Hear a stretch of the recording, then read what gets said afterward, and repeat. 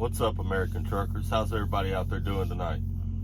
Hope everybody's doing great, staying out of trouble, staying safe.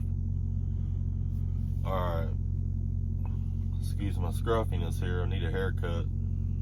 A lot of the places are still closed due to COVID, so it's getting a little bit difficult to find a haircut. Anyway, we'll talk about manual transmission versus an automatic transmission in trucking. I've been driving, well, back when I started driving, manual transmissions all there was. I mean, if there were automatics, I didn't know about them. I'm sure probably automatics probably always been an option, but every company that I knew of was all manual. I trained in a manual. I became a trainer in a manual. We didn't have automatics. I hear a lot of drivers prefer a manual over an automatic. When automatics first started coming around, I did too, because I was used to them. I knew what to do. I didn't know how, well, put it bluntly, I didn't know how to drive an automatic in a truck. I didn't know how to drive an automatic in the mountains and things like that. Winter driving, things like that. I knew what to do with a manual, but not with an automatic. But comparing the two, there really ain't no difference. A lot of drivers believe they're old school. They think they're old school. There really isn't a whole lot of really old school drivers left anymore. I can always tell because the really old school drivers, they know what it was like to drive all day and then unload your own truck, because we didn't have lumpers back in the day. Lumpers came about later, but back in the old days, we unloaded our own trucks. We drove all day, all night, whatever. Bumped the dock, went inside, turned in our paperwork, went back there, unloaded it, down stacked it, verified the count, got the paperwork signed, and we left. That's the way it used to be. That's real old school. But like everything, it progresses. Trucking progressed. We got lumpers, later on we got better sleepers. We didn't have to sleep in the front of a truck on a board. Back in the old days, everybody carried a board. Used to put a couple 2x4s or 1x6s or whatever behind the seats. Then when you park, you'd pull them out and you'd lay them across the seats, and then you would lay across in the front of your truck and get you a nap. That's the way it used to be. Then they came out with the old cab overs, and I still hear people say, man, I love them cab overs. I personally hate a cab over, and I'll tell you why. Number one, you're right on top of the motor, so during the summertime it was hot, it was always loud. 10, 11, 12 hours of listening to that loud motor right underneath your feet sucks. The other problem is when you stopped, they had what we called a doggy door, that you climbed into to get into the sleeper. Wasn't a whole lot of room in the sleeper. And for most people, however you went in is how you slept. So if you want to sleep on your stomach, you better crawl in on your stomach. If you want to sleep on your back, you shimmied around, went in on your back. That doggy door was just like that. And it was in between the seats. You wanted to go to bed, you got up and climbed through it to get in the back and go to bed. Trucking's got 100 times better since then. Trust me, most of these drivers I see out here today, they would need those boards because they never would fit through that door to get into the sleeper. It wasn't very big. Probably 90% of the truckers I see today wouldn't fit back there. That's just blunt. That's just putting it as blunt as it is. It sucked. I don't know why some people see old as better than new. It's really and honestly, it's a lack of maturity. It progresses, things get better. Most of the time, things get better. Our sleepers, man, I do jumping jacks in my truck. I do push-ups in my truck. You couldn't do all that back then. There wasn't no room for all that. I cook in my truck. There wasn't no room for all that. You know, I got a full-blown closet in here. Oh, that closet's almost bigger than the door, you know, the sleepers in them old trucks. But anyway, got off on a tangent. Let me get back to automatics and manual transmissions. I myself, I prefer an automatic.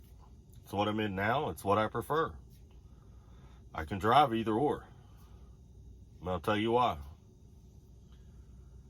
You get in traffic, you love an automatic. Going down a mountain, an automatic's a hell of a lot easier too. So an automatic to me is just easy. I like it because it's easy. Manual transmission's not all that hard either. It's easy also, but it's a little more work, just a little bit. Driving a manual in a truck is easy. It's easier than driving a manual in a car. I never learned how to drive manuals. I didn't drive a whole lot. I was usually in jail or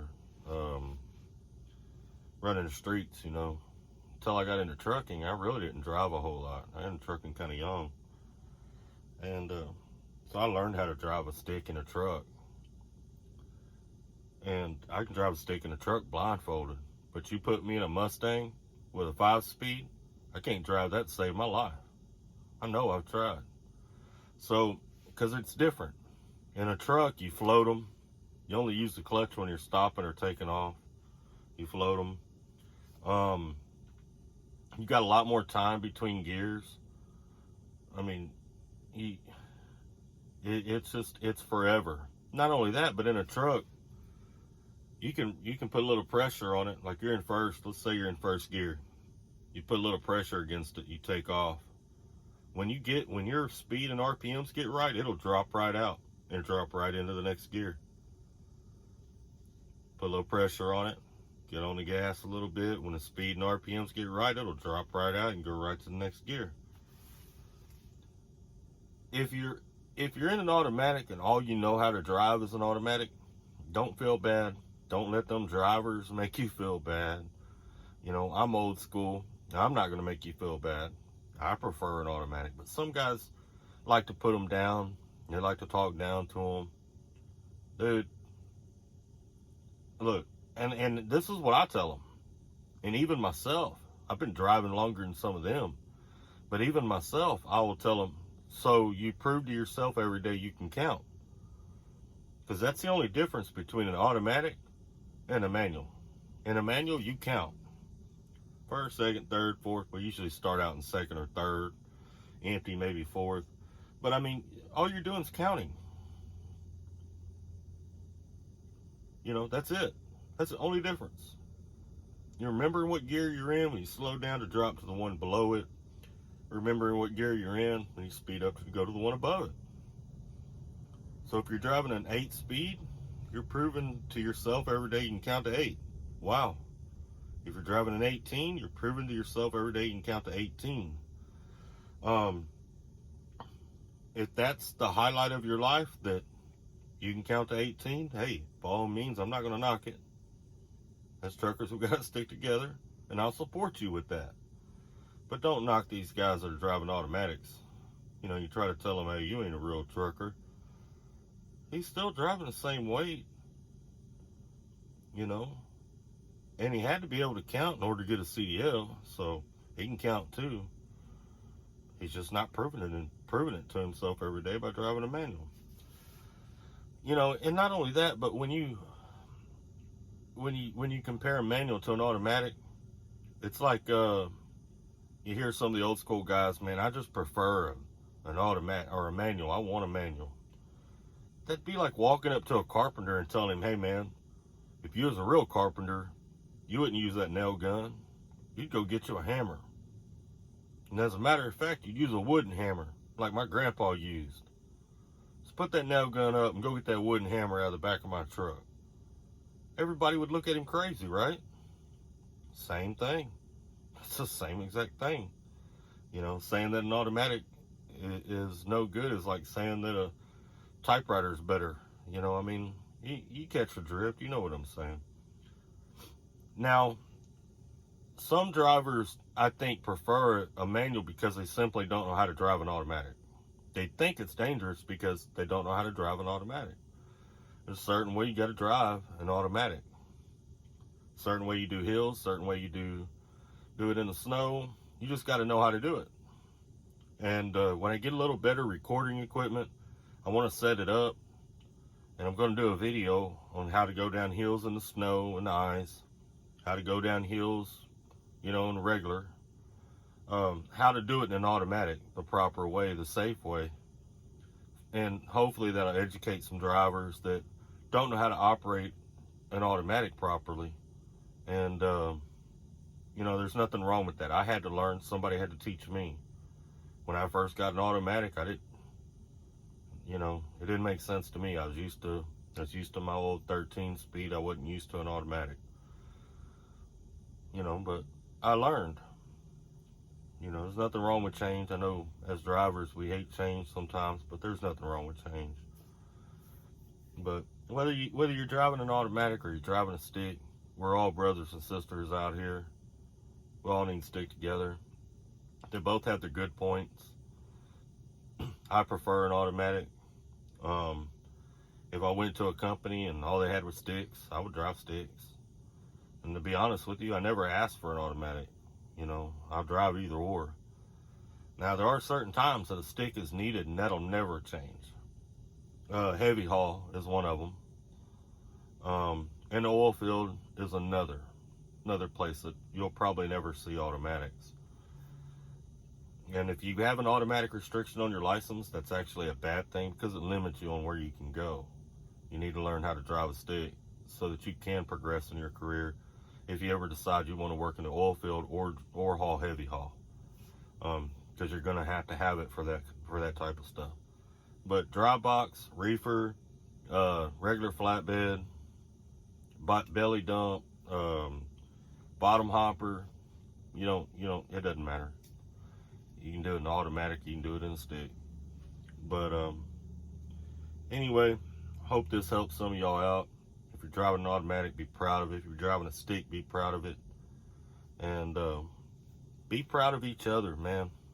We got to stick together out here. We spend more time with each other than we do with our own families at home. We are a family out here.